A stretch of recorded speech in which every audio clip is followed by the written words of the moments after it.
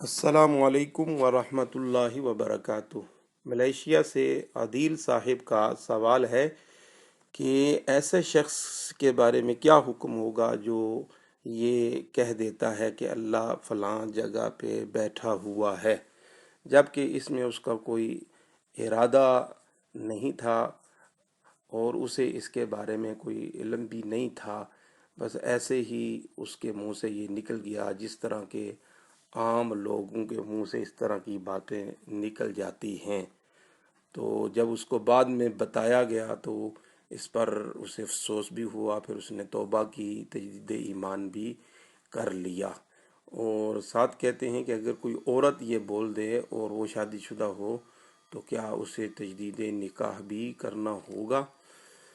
تو اس بارے میں عرض یہ ہے کہ اللہ رب العزت کی ذات کے بارے میں یہ عقیدہ رکھنا یا یہ کہنا کہ اللہ کسی جگہ پہ بیٹھا ہوا ہے، اللہ کسی خاص جہت میں رہتا ہے، خاص جگہ پہ رہتا ہے، خاص جگہ جو ہے وہ اس کا مکان ہے، اس کے رہنے کی جگہ ہے، تو اس طرح کا عقیدہ رکھنا یہ کفر میں شامل کیا گیا ہے، اس لیے کہ یہ ساری چیزیں جو ہیں یہ جسم کا تقاضا کرتی ہیں،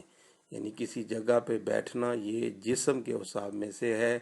کسی سمت ایک جہت میں ہونا یہ بھی جسم کے حساب میں سے ہے، کسی جگہ سے آنا، کسی جگہ پہ جانا یہ جسم کے ساتھ متعلق ہے۔ لہٰذا اللہ تعالیٰ کے لیے ایسا کہنا درست نہیں، کیونکہ وہ جسم سے پاک ہے۔ جب اس کا جسم ہی نہیں ہے تو اس کو کسی جگہ کی ضرورت نہیں، جب اس کا جسم نہیں ہے تو اس کو بیٹھنے کی بھی ضرورت نہیں ہے۔ تو لہذا اگر کسی شخص نے یہ کلمہ بولا تو یہ کفریہ کلمات میں سے ہے، اور اب اس کو جب بتایا جائے تو اگر بتانے کے بعد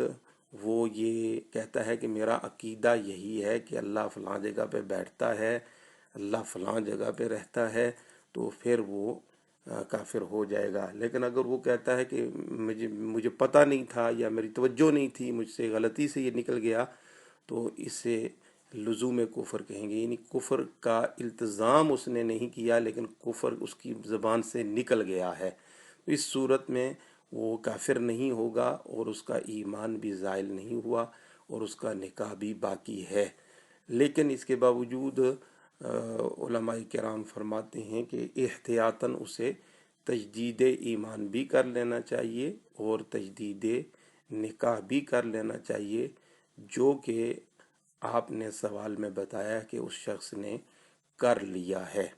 اب یہ ہے کہ آئندہ اس کے لیے اور ہم سب کے لیے یہ لازم ہے کہ ہم وہ کلمات جو کفر بنتے ہیں، جن کے بولنے سے انسان کا ایمان زائل ہو جاتا ہے، ان کو ہم سیکھیں، ان کو ہم جانیں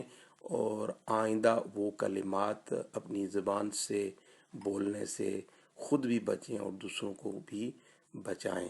ھذا ما فہمت واللہ ورسولہ اعلم بالصواب۔